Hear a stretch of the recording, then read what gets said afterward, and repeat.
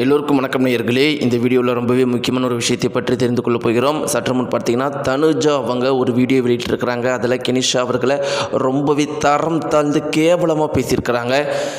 தனுஜா அவர்கள் எதனால் கெனிஷா அவர்களை இவ்வளோ தரம் தாழ்ந்து பேசியிருக்கிறாங்க, கெனிஷா அவர்கள் அதற்கு முன்னாடி என்ன பேசினாங்க அப்படிங்கிறத பற்றியும் ரொம்பவே பல முக்கியமான விஷயங்களை பற்றி நம்ம தெரிந்து கொள்ள போகிறோம். ஜெயம் ரவிக்கு எதனால் இப்படி நடந்துச்சு, கெனிஷா அவர்கள் என்ன பண்ணாங்க, இப்போ தனுஜா அவர்கள் இப்போ ஏன் இப்படி தேவையில்லாமல் ரொம்ப அசிங்கமாக கத்திக்கிட்டு இருக்கிறாங்க, அவங்க கத்தும்போது சொன்ன சில அதிர்ச்சிகரமான விஷயங்களை பற்றி நம்ம தெரிந்து கொள்ள போகிறோம். வாங்க வீடியோக்குள்ளே போகலாம். நம்முடைய சேனலுக்கு நீங்கள் பதிவு இருந்தால் மறக்காமல் சப்ஸ்கிரைப் பண்ணிட்டுங்க. நேயர்களே, இன்றைக்கி நம்முடைய தமிழகம் முழுக்கவே எதுப்பாக ரொம்பவே பரபரப்பாக போயிட்டுருக்கு அப்படின்னு பார்த்தீங்கன்னா ஒரே ஒரு குறிப்பிட்ட விஷயம் மட்டும்தான். ஜெயம் ரவி அவர்கள் பேட்டி கொடுத்தது உண்மையிலும் நேயர்களே அவருடைய பேட்டி ஒவ்வொருத்தரையும் அதிர்ச்சிக்குள்ளாக்கியிருக்கு. எல்லாருமே என்ன சொல்கிறாங்க அப்படின்னு பார்த்தீங்கன்னா, இவ்வளோ பெரிய பணக்காரன், இவ்வளோ பெரிய செலிப்ரிட்டி அப்படின்னு நினச்சோம், ஆனால் இவங்களுடைய வீட்டுக்குள்ளேயும் இவ்வளோ பிரச்சனை இருக்குதா, அவனுக்கு கஷ்டம்ப்பா, வெறும் பணம் மட்டுமே நம்முடைய வாழ்க்கைக்கு சந்தோஷத்தை கொடுத்துடாது, ஒரு நல்ல குடும்பம், நல்ல மனைவி அமைந்தால் மட்டுமே ஒரு வாழ்க்கைக்கு சந்தோஷமாக இருக்கும் அப்படிங்கிற மாதிரி பல பேரும் தன்னுடைய கருத்துக்களை சொல்லிக்கிட்டு இருக்கிறாங்க. இன்னும் சில பேர் என்ன சொல்கிறாங்கன்னா, நல்ல ஒரு வாழ்க்கைக்கு பணமும் கண்டிப்பாக தேவை, அதே மாதிரி நல்ல ஒரு மனைவியும் கண்டிப்பாக தேவை, இரண்டுமே தேவை, இரண்டுமே இரு கண்கள் அப்படின்னு சொல்லிட்டு இருக்கிறாங்க.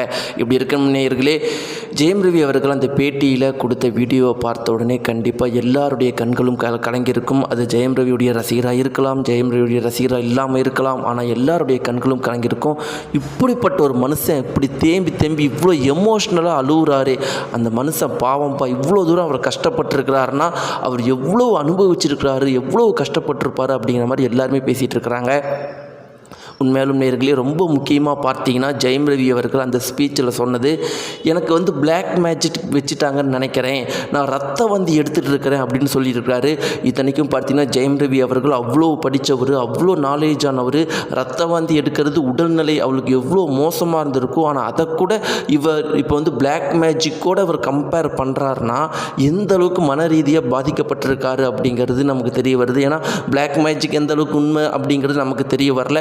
ஒரு இவ்வளோ பெரிய படித்தவர் தன்னுடைய உடல்நல குறைவுக்கு காரணம் பிளாக் மேஜிக்னு நினைக்கிறாருன்னா மனசளவில் எந்த அளவுக்கு பாதிக்கப்பட்டிருப்பார், அந்த குடும்பத்தின் மேலே எவ்வளோ பயத்தை வச்சுருக்கிறாரு, அந்த குடும்பத்தால் எவ்வளோ பாதிக்கப்பட்டிருக்காரு அப்படிங்கிறது நமக்கு தெரிய வருது. இப்படி இருக்கிறப்ப கெனிஷா அவர்கள் சமூக வலைத்தளங்களில் தன்னை எல்லாருமே அவமானம் அசிங்கமாக விமர்சிக்கிறாங்க அப்படிங்கிற மாதிரி ஒரு வீடியோ போட்டிருந்தாங்க. அதுக்கு தனுஜா அவங்க என்ன சொல்லியிருந்தாங்கன்னா, உன்னை யாருமா அசிங்கமாக பேசுறது, நீ அடுத்தவன் புருஷனை நீ வச்சுக்கிட்டு இருக்கிற, அது உனக்கு கேவலமாக இல்லை, அதுதான் உண்மையாலும் கேவலம்.